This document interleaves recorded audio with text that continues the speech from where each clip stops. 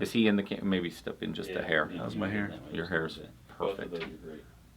Yeah. I don't even think we need to talk. I think people watch this video just for your hair. Hey, we look good. All right, you ready? I'm ready. All right. Yeah. It's awesome to see you.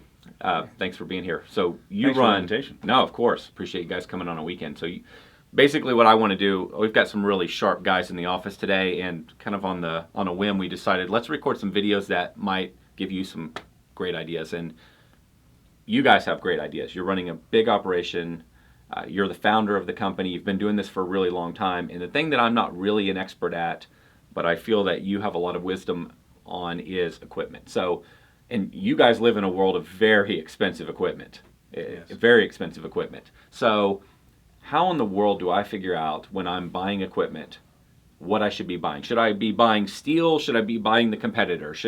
How do I pick a brand? Do I stick with just the brand? So enlighten me a little bit, enlighten all of us on, as somebody that has a lot of wisdom around this, how do we buy equipment? What should we be thinking about? Well, the first thing, Jonathan, we need to understand is that it's not a tool. Equipment's not tools, it's toys. Okay. Right? We're At first it's toys or always toys? It's always toys. Okay. Okay. Bigger motors is better. Yeah. Faster machines are better. Yeah. So it's all about the toys. Right, which looks cooler in your hands, right? Because it's not how you do the job; it's how good you look while you're doing the job, right? Okay. Kind of like golf. Okay. Yeah. So that's really the only buying criteria, right? Yeah. Well, Not really anything else to okay, talk we about? got to talk about Stihl versus Husqvarna. Okay. Right. Two great brands on the marketplace today. Okay. They each have a niche market, right? They are the top sellers, hands down. Top best two chainsaws on the market. You got HomeLight, you got Redmax, you got some other companies out there. Okay. They're doing sort of. But if you want a machine that's going to run every day, it's going to keep your guys out there in the field, then you're going to look at one of two brands as far as chainsaws go. Okay. That's either Stihl or Husqvarna. Okay. And now, are you soliciting the input of your team? Or Absolutely. are you just making the decision saying this is what we're using for maintenance and long-term cost and things of that sort? How do you figure that out? See, for me, my dad, when I was a little kid, he had a small engine shop, and he sold Husqvarna chainsaws. Okay. I didn't actually know this in about you. 1982, Okay. and then back a million years ago, 1982, Okay. we built a saw, rebuilt it, made it run better, and it set a world record in a lumberjack competition. It was a Husqvarna chainsaw. So I have a love for Husqvarna chainsaws. I've had guys that come to my company that come work with me that have a love for Stihl chainsaws. Mm-hmm. They think that the Stihl is absolutely the best unit on the marketplace, Okay. right? So we had to decide which one are we going to run. Well, actually we didn't, so we kind of run both. Oh, you do? Yeah. Okay. And so you don't find any challenges from running both, like from a part standpoint or from a training standpoint? We're in a good marketplace. We're near Charlotte, North Carolina, and Charlotte has really good service for both Stihl Okay. and Husqvarna. We did have some challenges with climbing saws. The laws changed, so the Husqvarna 200T, which was a phenomenal saw, they couldn't sell them anymore. So they had Emission to stuff, or? emissions issues. Okay. Yeah. So they had to reinvent that saw. Okay. And then Husqvarna came out with a new climbing saw, and their first attempt with the new climbing saw wasn't what it should have been. We Okay. had some challenges with that. We saw that in the 21-inch mower market between Honda and Kawasaki years back as well. So, Gotcha. okay, so you will run both brands, but the challenge is you guys are a big operation, in a very smart operation. If I was just getting started and I'm doing maybe $100,000 a year, would you still run? Let's say I've got three guys, a couple climbers. And one guy wants Stihl and one guy wants Husqvarna, do I give them each a different saw, or would you in that case, and I'm not trying to lead you, I don't know the answer, would you have two different saws when you're really small, or does that work better as you get bigger? You know, as you get bigger, I think when you start, it doesn't matter as much. Okay. But as you grow, you need to look at how many chains do I need to buy? How Okay. many bars do I need to buy? Because bar length, if I've got to have 5 different lengths of bar, Okay. then that's a whole lot of inventory I've got to carry. Different lengths of chain, different kinds of chain. Say 3/8 versus 3/8 low pro versus, 63 gauge for Stihl and 50 gauge for Husqvarna. I mean, there's all these specifics. Okay. So we pared it down to a climbing saw, a medium-sized ground saw, and a large saw for Okay. big cuts. Okay. And that way we can stock just parts for those saws, just chains for those 3 styles of saw, and just bars for those saws. Okay. But is that a more advanced strategy? What I mean by advanced strategy, as the company matures, is that Is that something most people can afford to do? Or is that as first you start out with one saw and I'm showing my ignorance here. You start out with one saw and you start out with different blade sizes and you flip them out.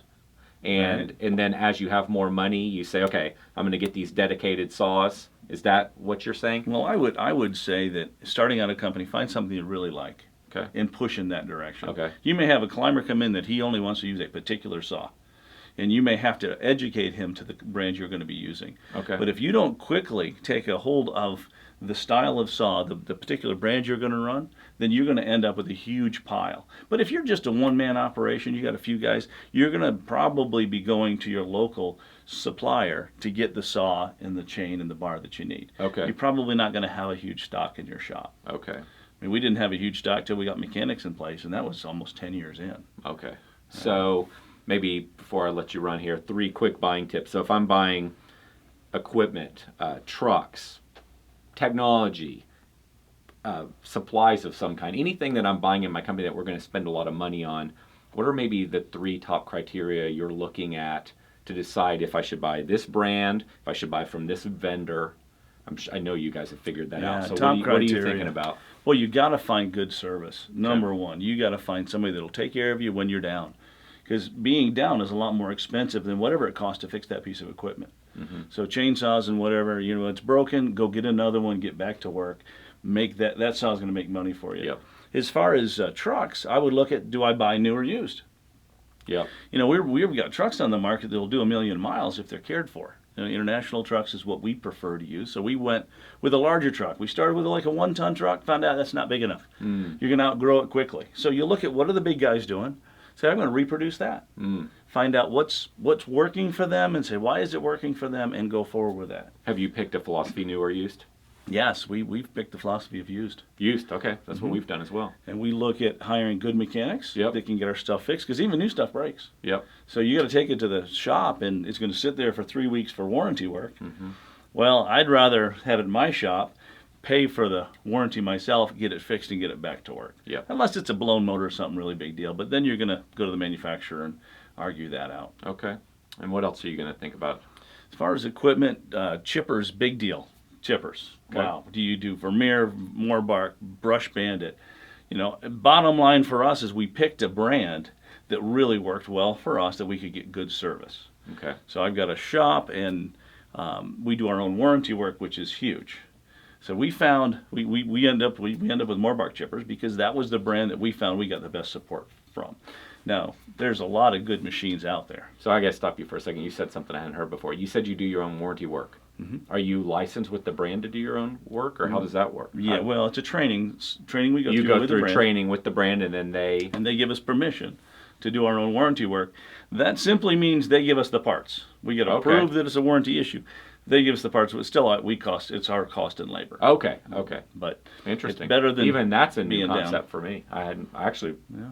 Really? My team probably knows. Thank goodness they run the company. But I actually hadn't heard of that before, so that's kind of cool. Yeah. I learned something good. Well, overshadowing all this, when we talk about equipment, we talk about making your companies more valuable, more productive. But Jonathan, what you have given us as far as the software, the Service Autopilot program has revolutionized how we do business. That's awesome. Because it helps us track our equipment, helps us track every piece of equipment that's in the field. When it needs to be serviced, it helps us track every single employee. So, we're a bigger company and we're growing strong, but without that system in place, we wouldn't be where we are. Well, I appreciate you guys using it. You guys have been awesome to work with. We've learned a lot from you. So thank you. Stuff. And thanks for all the ideas for everybody. It, Appreciate it. All right.